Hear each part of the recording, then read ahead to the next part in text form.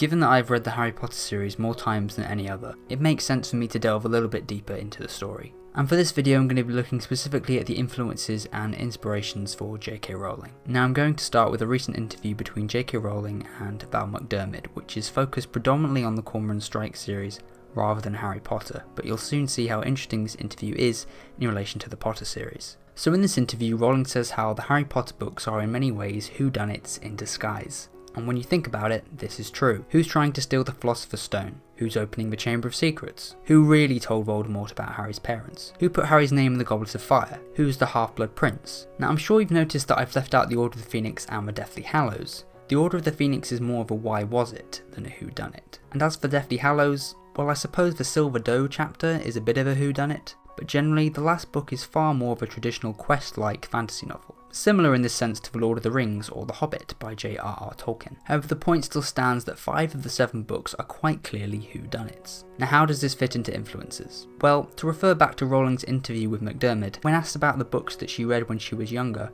Rowling said that I know I was reading Christie's when I was quite young. All of the big 4, Marsh, Allingham, Christie and Sayers, I've read and loved. Sadly, I myself have only had the pleasure of reading one of these writers, but the uniting factor amongst all of them is that they all write whodunits, and you can clearly see how this type of narrative influenced the Harry Potter series. But what about the fantasy element? Where does this aspect of the book come from? Now there is an entire Wikipedia page dedicated to Rowling's influences, and to go through all of them in detail I feel would be rather tedious. Nevertheless, several of her influences I have read myself, so I feel I'm in a position to talk about them. In the BBC documentary Harry Potter and Me, Rowling says that the one book I could say that specifically influenced my work was The Little White Horse by Elizabeth Gouge. In particular, Rowling talks of the high level of detail in Gouge's work, which can easily be seen in the Harry Potter series as well. The other influence that I find interesting is C.S. Lewis, who of course wrote the Chronicles of Narnia. In a 2001 interview, Rowling says, I found myself thinking about the wardrobe route to Narnia when Harry is told he has to hurl himself at a barrier in King's Cross Station. It dissolves and he's on platform 9 3/4, and there's the train for Hogwarts. So this idea of going from one world into another in The Lion, the Witch and the Wardrobe is also present in Harry Potter. Of course it is slightly different as the magical world is within our own but hidden, whereas Narnia is a completely separate world. Nevertheless, I'm sure you can see the similarities here. Another point of interest is Rowling's education as she studied French and classics at the University of Exeter. Not so much French, but certainly classics, which for those who don't know, is essentially the study of Greek and Latin.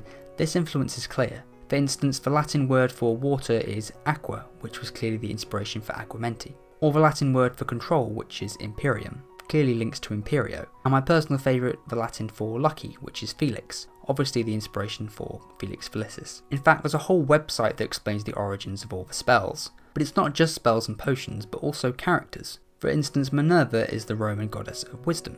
And ancient mythology generally seeps through these books, take for example the many magical creatures that exist within the world of Harry Potter. Therefore, it's transparent how Rowling's university education had an impact on her writing. Yet there is more in Rowling's life other than her education that inspired her writing. A big influence on the Harry Potter series is the death of Rowling's mother, Anne Rowling, who died in 1990. In a 2007 interview, Rowling says Mum dying had a profound influence on the books. From that moment on, death became a central, if not the central, theme of the 7 books. The Mirror of Erised is a very clear example of this in Philosopher's Stone, or indeed Voldemort's fear of death and desire to live forever. Another dark aspect of Harry Potter is of course the Dementors, which were inspired by Rowling's feelings during the time she was a single mother and living off benefits, with the power of the Dementors creating a feeling similar to that of depression. But some personal influence are more light-hearted, such as the reasoning behind the Flying Ford Angula. Going back to the Harry Potter and Me documentary, Rowling talks about one of her friends from school, Sean Harris, saying how Sean was the first of my friends to pass his driving test. He had this old Ford Anglia, turquoise and white. I was obviously going to give the Weasleys Sean's old car. My heart still lifts when I see an old Ford Anglia. Hence why if you open your copy of the Chamber of Secrets, you'll see this. So that brings us to the end. If this does well, I'll make a part 2 that addresses the themes and messages of the series. That should be out sometime in spring next year. I hope you found this video interesting. Other than that, goodbye until next time.